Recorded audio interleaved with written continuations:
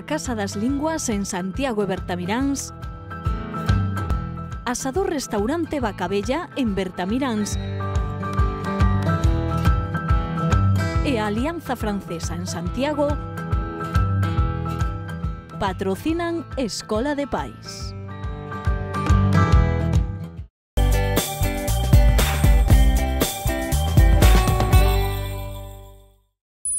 Elvira, 27 anos levas traballando en Érguete, non? Sí. E aprendimos algo nestes 27 anos? Sí, a verdad que aprendimos moitas cousas, ainda que... Digo a sociedade.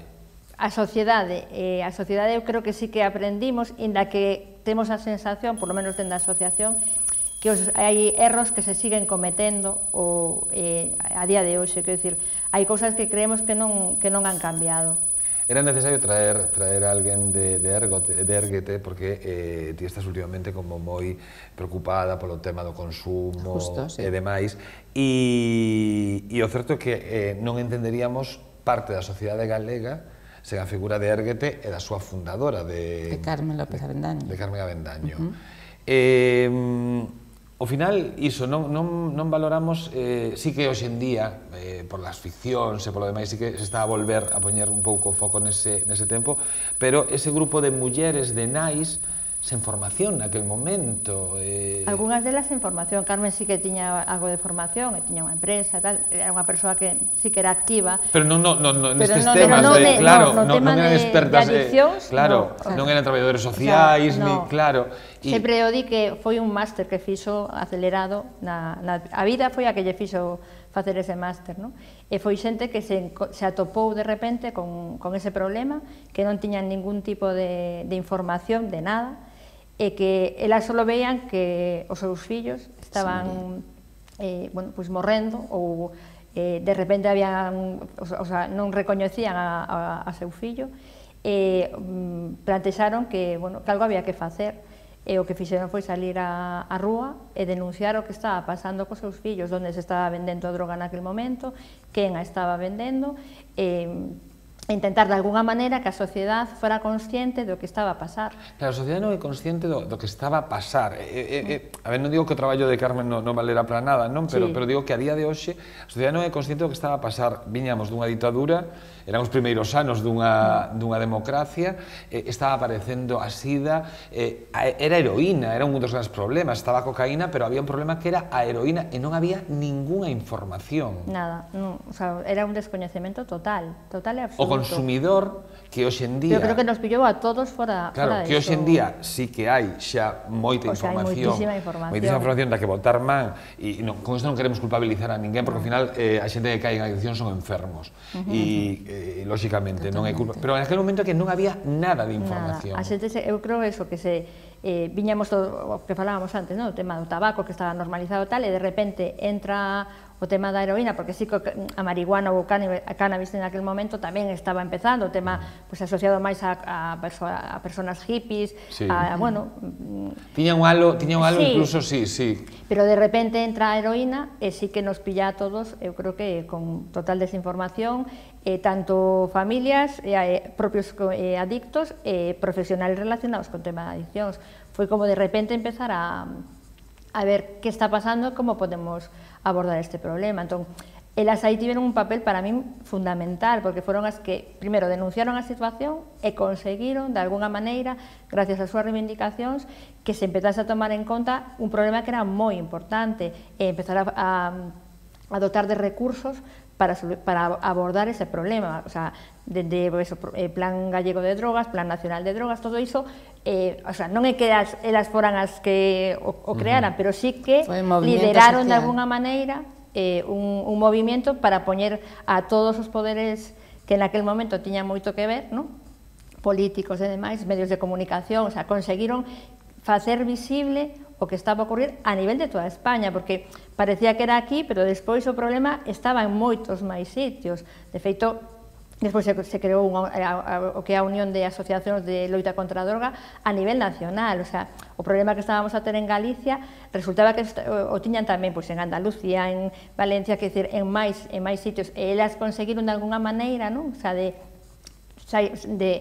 hacerse visibles. Sí, de que a xente non tivera vergonza ou non tivera medo de decir, pois sí, eu teño un fillo que ten un problema de adicción. É que iso, claro, que naquel momento temos que entender a sociedade. Era moi complicado, naquel momento, bueno, se tiñas un rapaz con unha discapacidade, para moitas familias era unha vergonza. Imagínate un fillo que caera nalgo que non sabías moi ben o que era e que vías que estaban consumindo.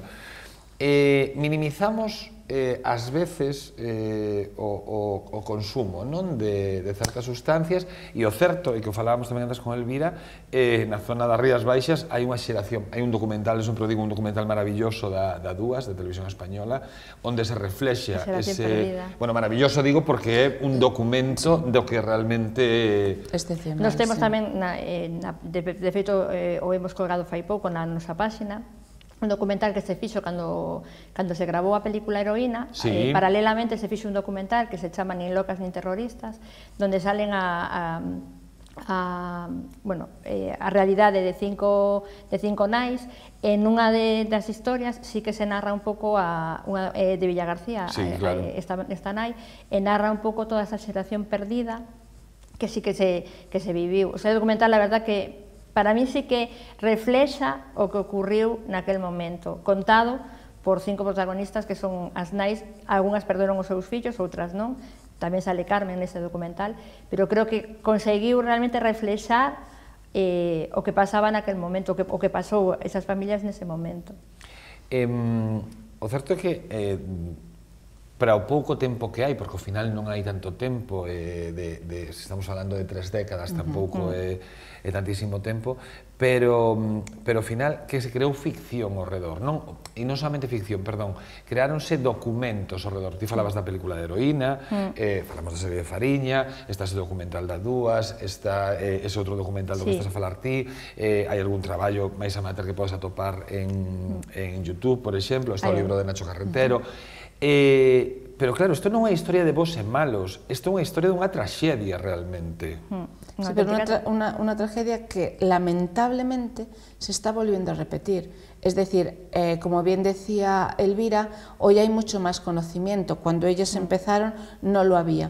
Y a mí siempre me llamó la atención, viéndolo desde la distancia, yo era pues más joven evidentemente en aquel momento, viendo aquellas madres que nos lo pasaban a través de las televisiones, cómo se enfrentaban a esos moles, digamos, de arquitecturas de tal que esta gente tenía, y cómo ellas parecían pequeñitas. Siempre recuerdo esa imagen, ¿no? Ellas como mucho más pequeñitas frente a aquellos barrotes grandes de aquel pazo, protestando por sus hijos. A mí aún hoy me produce una cierta emoción, ¿no? Porque realmente aquello fue tremendo.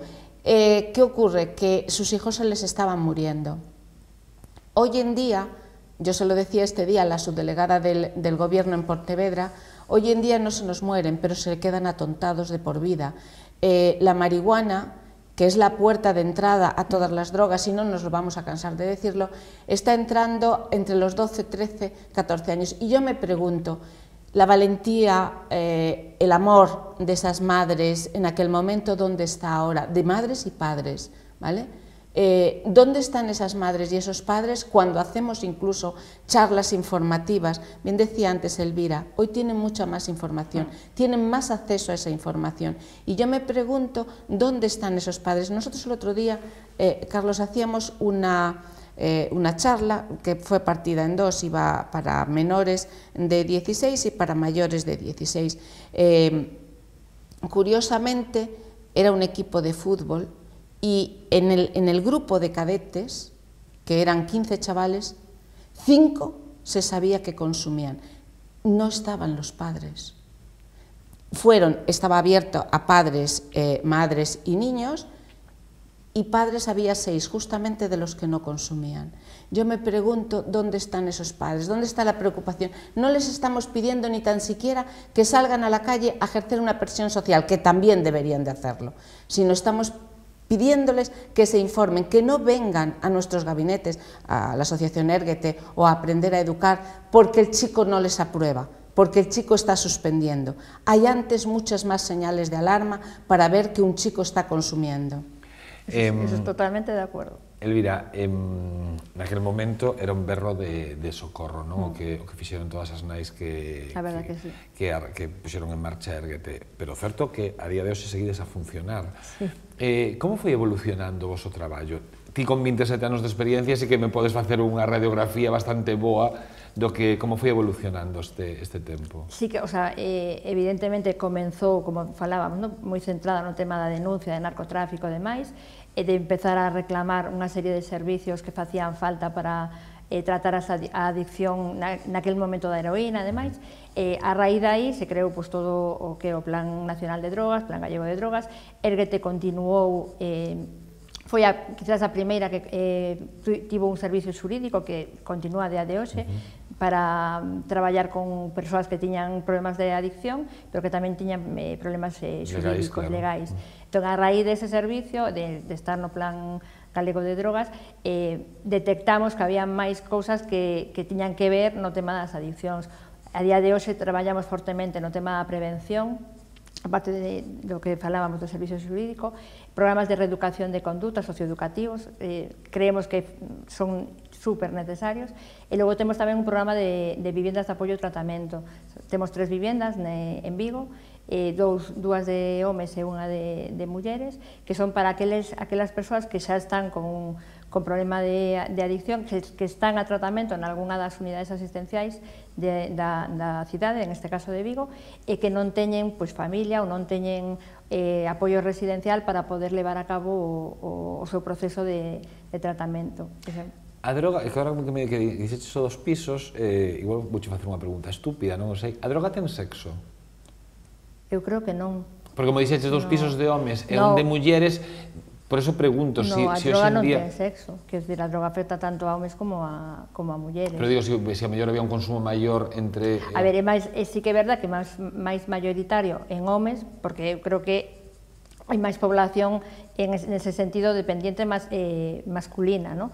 Sí que igual... No estoy tan de acuerdo ahora mismo, el repunte en las niñas es muy fuerte entre los 13, 14 y 15 claro, años. yo estaba hablando de edades mayores, ¿sabes? Sí. Es decir, en aquel momento, incluso si nos vamos a los años cuando empezó todo el problema, sí que era más un perfil de masculino, bueno, ¿no? E podemos meternos xa en outros temas que poden ser a masculinidade, claro. Todo isto que se lle obliga ao home e como mellor a muller por esa... Y la mujer a lo mejor es mucho más difícil porque también no hay una política, o no está hecha todavía ni siquiera pensada en género, o sea, en claro. Que una drogodependiente mujer tiene una serie de condicionantes diferentes a un drogodependiente hombre. Entonces, a ese nivel creo que tenemos mucho todavía que cambiar, y pasa también en las prisiones, es decir, en las prisiones hay un módulo de mujeres por 14 de hombres, en la que están todas juntas, da igual que seas primaria, que seas reincidente, que da exactamente igual. Cuando un hombre en prisión,